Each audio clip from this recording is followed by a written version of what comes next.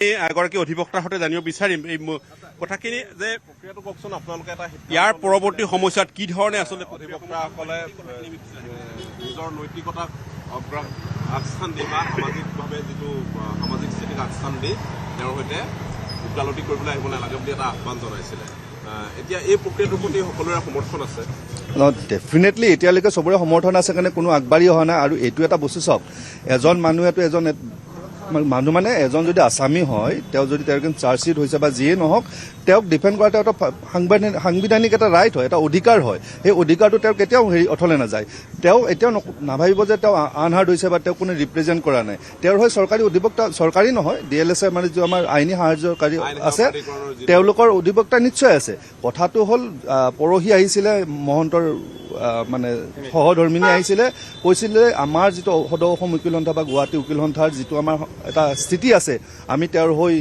নোযোৱাৰ যিটো আমি আহ্বান জনাইছোঁ সেইটো তেওঁলোকে কৈছে আপুনি উঠাই লওক আমি এটা কথাই কৈছোঁ যে তেওঁলোকে এখন ৰিটেন আনিছে এইটো এটা তেওঁলোকৰ টেকটিছ হ'ব পাৰে এইটো কিন্তু ভালকৈ চাব কাৰণ সৰু সৰু কথা পিছত বৰ ডাঙৰ কথা হৈ যায় লিখিত আনিছে যে আমাৰ এই লিভ কৰক যিটো বেন নহয় আহ্বানটো আপোনালোকে পুনৰ বিবেচনা কৰক গতিকে আজি যদি তেওঁ প্ৰপাৰ ডিফেন্স নাপায় কাইলৈ যদি ছাপ'জ কেছটোত তেওঁ কনভিকশ্যন পালে বা তেওঁ যাৱজ্জীৱন কাৰণে যিয়ে দোষী সাব্যস্ত হৈ গ'ল তেতিয়া কিন্তু তেওঁ যেতিয়া এপিল হ'ব এপিল এটা প্লি ল'ব যে আমি প্ৰপাৰ ডিফেন্স নাপালোঁ এই উকিল সন্থাবিলাকে এনেকুৱা কৰাৰ কাৰণে আমি নাপালোঁ এইটো এটা কিন্তু লক্ষণীয় বিষয় এটা ক'লে হয়তো মানুহে বেয়া পাব যে উকিলে কাম কৰিব বিচাৰিছে নেকি কোনেও কৰিব বিচৰা নাই আৰু এইটো এটা আপোনালোক আমি স্পষ্টভাৱে কৈ থৈছোঁ অনলি কেৱল মাত্ৰ নৈতিকতা বা যিটো জুবিন দাস চবৰে হাৰ্টথ্ৰব মানে অসমৰ হাৰ্টথ্ৰব আছিল একদম সকলোৱে কৈছে আমি কেছটো নকৰোঁ আমাৰ ফালৰ পৰা জাষ্ট এটা আহ্বান আছিলে যে আপোনালোকে পাৰিলে কেছটো নকৰিব আৰু কৰিলেতো আমি একো কৰিব নোৱাৰোঁ এইটো চবেই জানে আৰু অধিবক্তাসকলে নিজে অহা নাই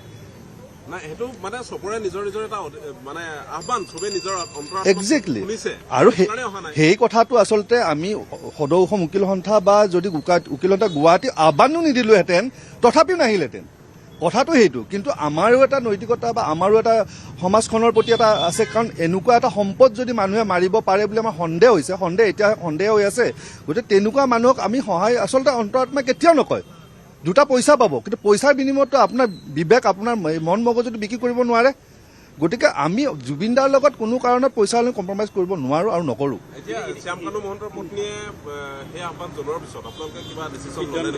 আমি সিদ্ধান্ত এতিয়ালৈ একো লোৱা নাই হয়তো পৰৱৰ্তী সময়ত তাৰ কাৰণে মেল মিটিং হ'ব কিন্তু এতিয়ালৈকে হেৰি হোৱা নাই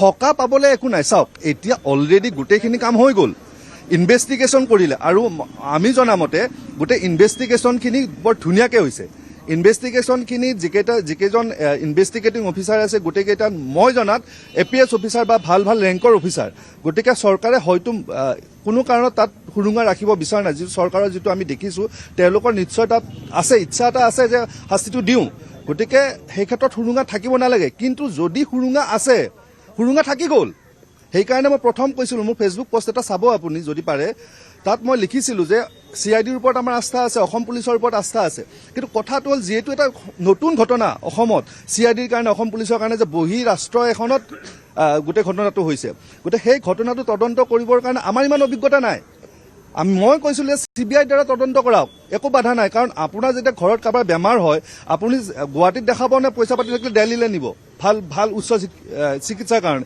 নিশ্চয় দিল্লীত নিব গতিকে আমাৰ এটা CID আছে কিন্তু আমি CBIক কিয় লৈ নগ'লোঁ CBIক দিওঁ CBI দিলে এটলিষ্ট তাত আমাতকৈ বেছি ইয়াতকৈ বেছি ভাল হ'লহেঁতেন সুপ্ৰিম কোৰ্টৰ ভাল ক্ৰিমিনেল জাষ্টিচ লয়াৰ্ছ আছে আমাৰ হাইকোৰ্টৰ লয়াৰ্ছ আছে ভাল ক্ৰিমিনেল লয়াৰ্ছ আছে তেওঁলোকৰ লগত লৈ কৰক তেতিয়া সেই তদন্ত যিবিলাক লোভল থাকে যিবিলাক সুৰুঙাত আমি ধৰি লৈ আছামী এটা উলিয়াই লৈ যাব পাৰোঁ সেই সুৰুঙাবিলাক মাৰা গ'লহেঁতেন কিন্তু সেই বস্তুটো নকৰিলে গতিকে মই I am not sure that তাত সুৰুঙা আছে কিন্তু সুৰুঙা থাকি যাব পাৰে আৰু যদি সুৰুঙা থাকি যায় সেই সুৰুঙাত কিন্তু ওলাই যাব এতিয়া আইনী প্ৰক্ৰিয়াটো কওকচোন যিহেতু উকিল কোনো আগবাঢ়ি অহা নাই নিৰ্দিষ্টভাৱে এতিয়া আদালতে এজন অধিবক্তাক চাকৰি নিযুক্তি দিব লাগে আইন সেৱা প্ৰাধিকৰণক দিব লাগে এই প্ৰক্ৰিয়াটো কওকচোন অলৰেডি চাওক মই আপোনাক ক'লোঁ যে যেতিয়া আমাৰ ইয়াতে বম ব্লাষ্ট হৈছিলে ৰঞ্জন দৈমাৰে যেতিয়া বম ব্লাষ্ট কৰিছে তেতিয়া আমাৰ মানুহ মৰিছিলতো সেই সময়ত আমি পূৰা বয়কটে কৰিলোঁ তেওঁক আমি কোনো কেছ নকৰিলোঁ কিন্তু যেদিনাখন তেওঁক ধৰি আনি প্ৰডিউচ কৰিলে CJM কোৰ্টত তেতিয়া CJM এটা ভুল হৈছিলে আৰু যিয়ে নহওক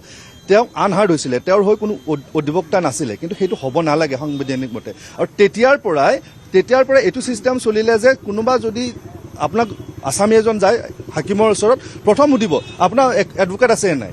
যদি কয় এডভোকেট নাই, তেতিয়াহ'লে সেই আইন প্ৰাধিকাৰীৰ পৰা এজন এডভোকেট নিয়োগ কৰে। এখেতৰ ক্ষেত্ৰতো শ্যাম কানুহঁতৰ ক্ষেত্ৰতো চৰকাৰী নহয়, আইন সহায়কাৰী অধিবক্তা নিয়োগ কৰিছে। তেওঁক আনহাৰ্ড হৈ থকা নাই, তেওঁক নুশুনাকৈ থকা নাই, অধিবক্তা নিশ্চয় আছে, কিন্তু তেওঁলোকৰ পচন্দৰ এডভোকেট ল'ব পৰা নাই। প্ৰব্লেমটো তেওঁলোকৰ তাতহে হৈছে। এতিয়া ইয়াৰ পিছত কি হ'ব? আজি চাৰ্জশ্বিট দাখিল কৰিলে, চাৰ্জশ্বিট দাখিল কৰাৰ পিছত গোটেই প্ৰক্ৰিয়াটো অকণমান আইনী প্ৰক্ৰিয়াটো অসমৰ ৰাইজৰ কাৰণে বুজাই দিব। চাওক, এতিয়া আমি অসমীয়া মানুহবোৰ খুব আৱেগিক হৈ আছো। আমাক পাৰিলে কাইলেই লাগে যে যিকেইজন কৈ আছো আমি শ্যাম কানুহঁত বা যিয়ে নহওক, তেখেতসকলৰ কাইলৈ এটা শাস্তি হ'ব লাগে, সেইটো হয়। কিন্তু আমাৰ যিটো আপোনালোকেও জানে, চানি দেউলে কোৱা মতে তাৰিখ পে তাৰিখ, আমাৰ ছিষ্টেমটোৱে তাৰিখ পে তাৰিখ। গতিকে এইটো ক্ষেত্ৰত হয়তো ফাষ্ট ট্ৰেক হ'ব পাৰে। ফাষ্ট ট্ৰেক হ'লেও এতিয়া আজি চাৰ্জশ্বিটখন দিছে, চাৰ্জশ্বিটখন জমা দিয়াৰ পিছত মহামান্য মুখ্য চেজাম কোৰ্টে চাব, চেজামে চাই সেইটো চিন কৰিব, কৰি কেছটো যিহেতু মাৰ্ডাৰ কেছ, গতিকে কেছটো আমাৰ চেজাম কোৰ্টে কৰিব নোৱাৰে। সেই কেছটো কৰিব লাগিব ছেছনছ কোৰ্টে, মানে সত্ৰ ন্যায়াধীশত। যে সত্ৰ ন্যায়াধীশৰ কাৰণে এই কেছটো তালৈকে কমিট কৰা বুলি কয়, তালৈকে পঠিয়াব লাগিব। পঠিয়াওঁতে বহুতখিনি কাম থাকে, সেই কামখিনি কৰোঁতে আৰু 3000 পৃষ্ঠা জোৰা বুলি শুনিছোঁ চাৰ্জশ্বিটখন। গতিকে সেইবিলাক পঢ়ি মিলি পঠিয়াওঁতে নিশ্চয়কৈ সময় লাগিব। কিন্তু এইটোও জানিব পাৰিছোঁ, আমাৰ যিজন বৰ্তমান মুখ্য ন্যায়িক দণ্ডাধীশ আছে, তেওঁ যথেষ্টখিনি স্মাৰ্ট আৰু অলপ এক্টিভ হয়। তেওঁ অলৰেডি কামবিলাক কিছু পৰিমাণে আগবঢ়াইছে, চ' ডেট এই কেছটো সোনকালে কমিট কৰিব পাৰে। গতিকে সেইটো আমি আশা কৰিব পাৰোঁ, তেওঁ যিমান পাৰে সিমান সোনকালে, ধৰক যদি 15 দিনৰ ভিতৰতো পাৰে ছেছনত কমিট হ'ব। ছেছনত কমিট হোৱাৰ পৰা ছেছন কোৰ্টৰ পৰা তেওঁলোকৰ যিমান আছামী আছিলে সেই আছামীবিলাকক এটা ডেট দিব, কপি ছাৰ্ভ কৰিব। যিমান সাক্ষী আছে, সাক্ষীলে এখন চমন যাব। এই চমন গৈ যে প্ৰথম দিনতে সাক্ষী আহিব সেইটো কথা নহয়, তাতে বহুত টেকনিকেল পাৰ্চন আছে, টেকনিকেল পাৰ্চন আহিব, ফৰেঞ্চিকৰ মানুহ আহিব লাগিব। এইটো বহুত এটা বাহিৰৰ পৰা আহিব লাগিব। আছে, কিন্তু এটা কথা ঠিক, কৰোঁ বুলি যদি ইচ্ছা কৰে চব কৰিব পাৰে। এখন যদি স্পেচিয়েল কোৰ্ট বহাই দিয়ে যে জুবিন গাৰ্গৰ এইটো বিচাৰৰ কাৰণে স্পেচিয়েল কোৰ্ট হ'ব, ডে টু ডে হিয়াৰিং হ'ব, তেতিয়াহ'লেতো মই কওঁ যে 2 মাহত কেছ শেষ হ'ব। ছাছপেণ্ডটো কি? ছাছপেণ্ডটো এদিনত হৈ যাব, কপি ছাৰ্ভ কৰিব আপুনি। মই আপোনাৰ এডভোকেটে হিয়াৰিং কৰিলে মেজিষ্ট্ৰেটে এটা জাজে এটা হেৰি কৰিব, আপোনাৰ চাৰ্জ এটা ফ্ৰেম কৰিব, লগে লগে আপুনি চমন, আজিকালি আগৰ নিচিনা কাগজৰ চমন নিদিলেও হ'ল। আজিকালি হোৱাটছএপ আছে, হোৱাটছএপত ছুপ্ৰিম কোৰ্টে কৈছে যদি ইচ্ছা কৰে চৰকাৰে এখন, মই আহ্বান জনাইছোঁ, কাৰণ গোটেই অসমীয়া জাতি, অসমীয়া নহয় গোটেই বাহিৰৰ মানুহ, গোটেই বিশ্ব, সেইদিনাখন পষ্টমেলনৰ তেওঁৰ নাম কৈ গৈছে, গোটেই বিশ্বই বিচাৰিছে তেওঁৰ এটা ন্যায় পাওক। আৰু ন্যায়টো যদি সোনকালে নাপায় তেতিয়া মানুহ কিন্তু অধৈৰ্য হৈ আছে। এখন স্পেচিয়েল কোৰ্ট বহাওক, স্পেচিয়েল কোৰ্ট বহাই পেলাই তাতে ডে টু ডে হিয়াৰিং কৰক, ডে টু ডে হিয়াৰিং কৰি 2-3 মাহৰ ভিতৰত গোটেই কেছটো শেষ কৰি পেলাওক, তেতিয়াহে আচলতে ন্যায়টো পাব। কাৰণ দেৰি হৈ গ'লে ডিলে ডিফেক্ট জাষ্টিছ, আপুনি যিমান দেৰি কৰিব মানুহে কিন্তু বেয়া পাব। খৰধৰ কৰাটোতো কয় নহয়, কি কয় এইটো খৰধৰ কাম চেতানকা উঠে, তেনেকুৱা আৰু। গতিকে খৰধৰকে এতিয়া কৰিব লগা আমাৰ ইয়াত নাই। খৰধৰ হয় আচলতে তদন্ত প্ৰক্ৰিয়াত। এতিয়া কোৰ্টত আহিলে কোৰ্টত খৰধৰ কৰিবলগীয়া একো নাই। খৰধৰ হ'ব যে সাক্ষীটো মাতাত খৰ, আমি এভিডেন্সটো লোৱাত খৰ। ইয়াত আমাৰ লোভল চাগি নাথাকে। এটা লিগেল প্ৰচেছত খৰধৰ কৰিলে যে কিবা বেয়া হ'ব সেইটো নাথাকে। ইয়াত আৰু ওলাব কোনো চান্সে নাই। ইয়াত মহামান্য আদালত আছে, তেওঁলোকৰ আমি গোটেই গাল আছোঁ। গতিকে ইয়াত আমিতো পূৰা একদম ভিজিল, আমি পূৰা তাত, মই কৈছোঁ নহয়, আমি পূৰা প্ৰতিটো বস্তু চাই আছোঁ।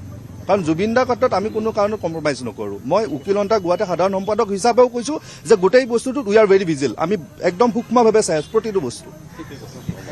নিশ্চয়কৈ ধন্যবাদ জনাইছোঁ। আৰু এই